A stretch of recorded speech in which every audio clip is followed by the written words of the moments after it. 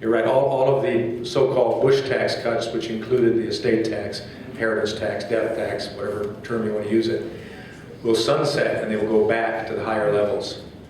So make sure none of you are on a ventilator on December 31st, or else you have great kids.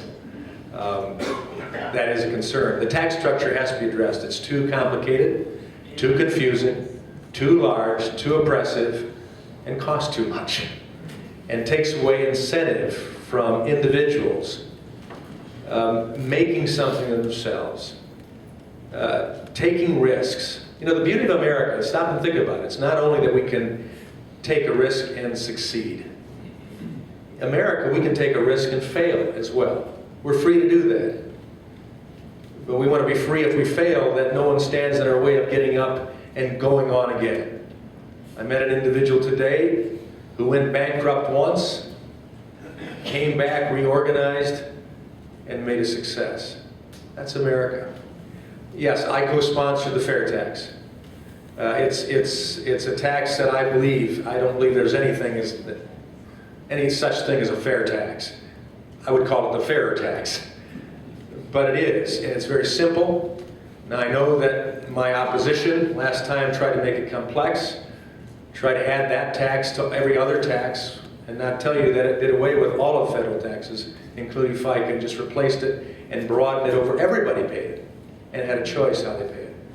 I also co-sponsored the flat tax, with reservations, because our present tax structure started as a flat tax. And so with the meddling of Congress or elected officials, it could get that way again. But I will take any relief at this point in time to leave more of your hard-earned dollars in your pockets to spend, and as Mike said, 99% of the time you'll make maybe even higher than that, 99.9% of the time with your money, you'll make better choices on how to spend it, how to benefit somebody else, how to charitably give, you name it, than government will do. It just can't do it that way. So you can count on me continuing to push that, but there has to be two things: tax cuts and spending cuts. You can't do one without the other. Because if you reduce taxes, history shows revenue goes up for the government. Why? Because the economy grows.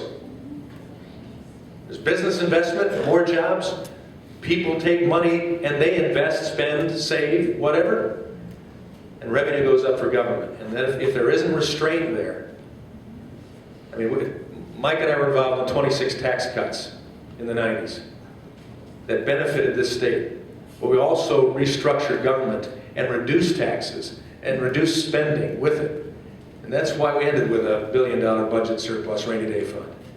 So that has to be part of the process as well, Mike.